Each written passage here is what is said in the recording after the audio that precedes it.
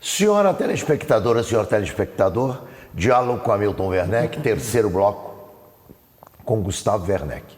Nós apresentamos anteriormente o livro O Ter Acima do Ser.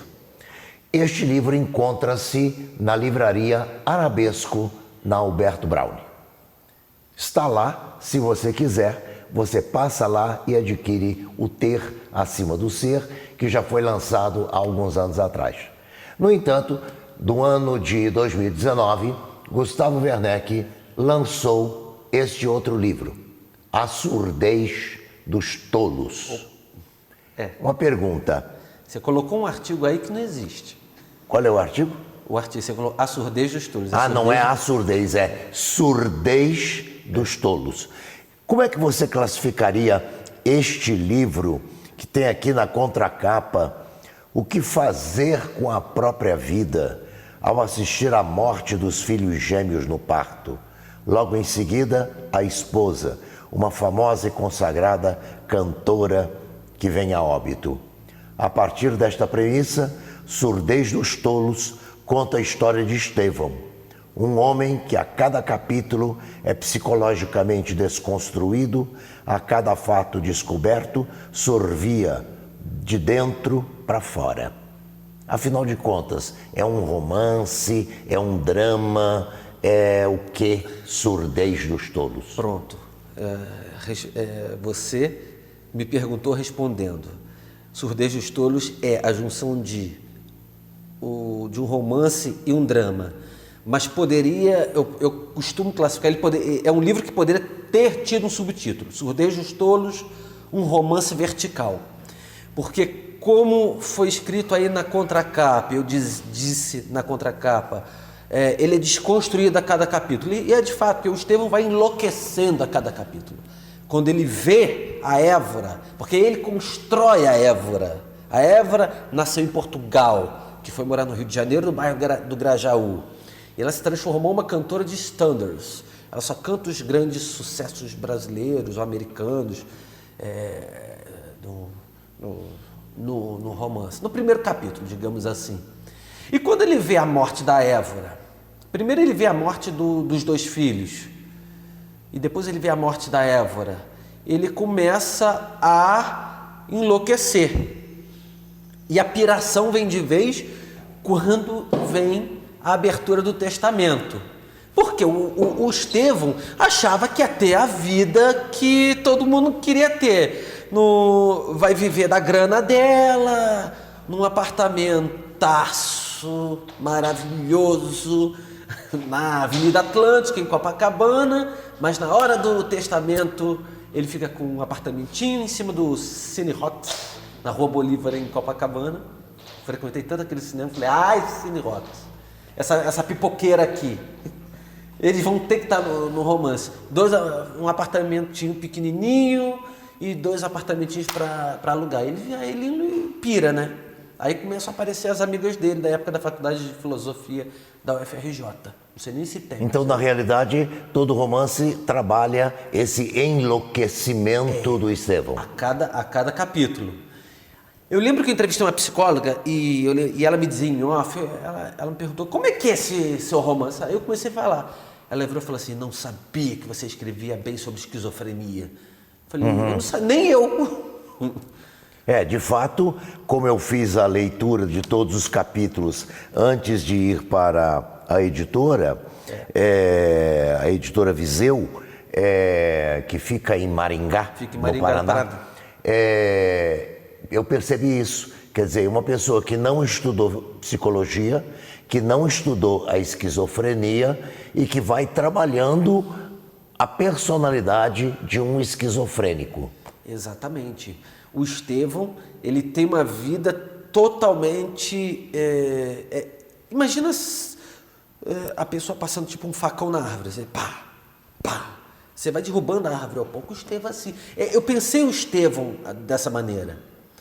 Principalmente quando... Num processo de desconstrução. Quando eu cheguei no capítulo 9, eu lembro que eu morava no Rio de Janeiro na época, me veio uma ideia. Não me pergunte qual... me veio uma ideia que eu ia precisar mudar tudo. do 4º capítulo até o 9º. Que começa exatamente dizendo: a polícia sobe até o apartamento. Já composto com calça, tênis e uma camisa regata desbotada, abre a velha porta. Os homens da lei adentram a fim de fazer a observação da presença de cada um dos possíveis assassinos, que é quem tinha matado Uma das personagens. um dos personagens. Um tinha a tradicional barriga estupenda de todo policial. Outro, Não é? era, Tem? outro era iniciante. E o último, mais determinado, gostava de mostrar serviço.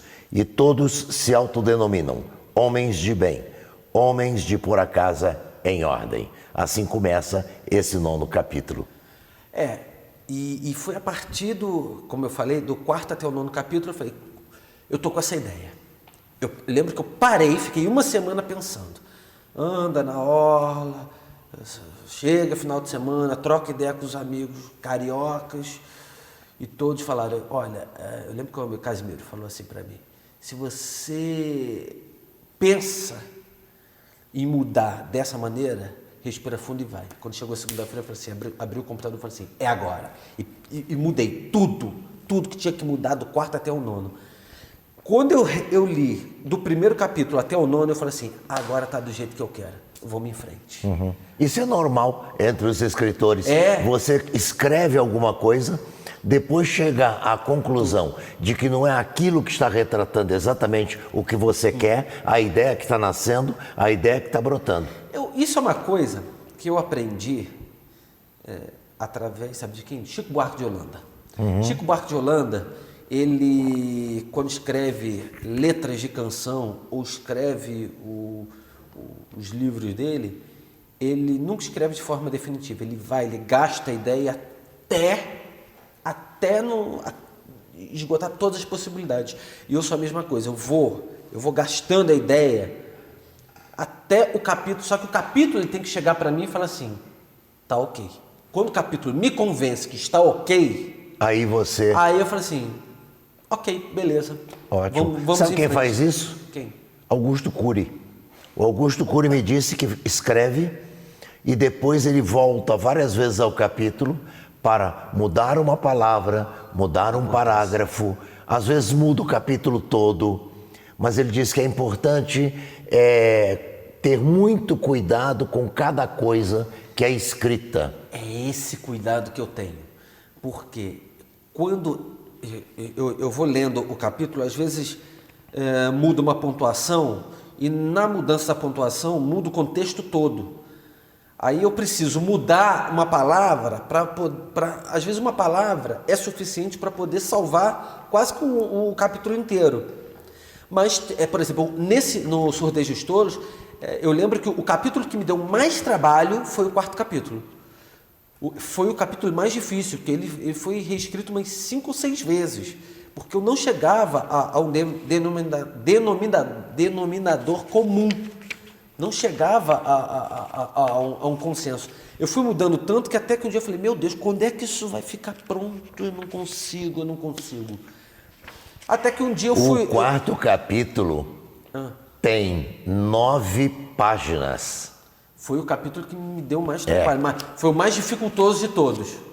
Eu fazia? Eu abandonava ele e seguia em frente. Voltava.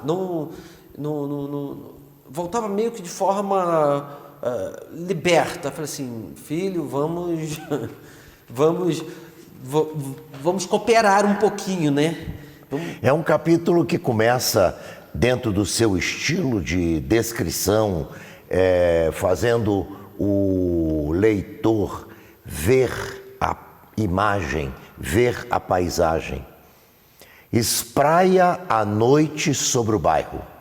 As pessoas agasalhadas caminham, sentindo nos ossos e nas vértebras aquele frio cortante para um outono qualquer.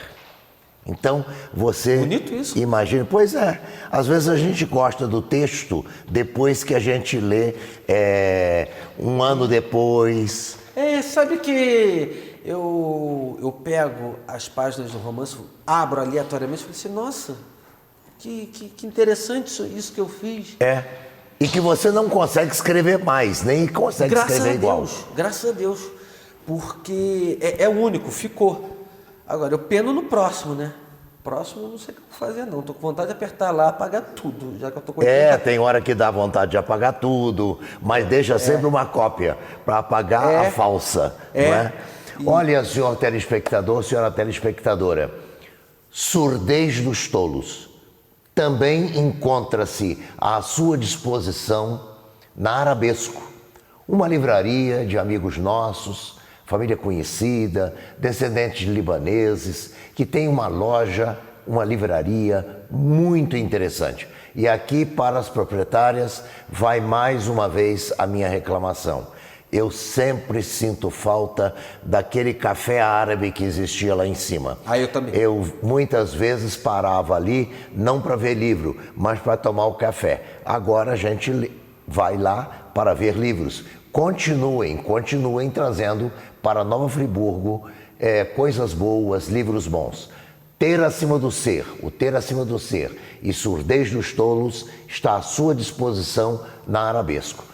Telespectador, telespectadora, não se afaste da telinha que já retornaremos para o nosso último bloco.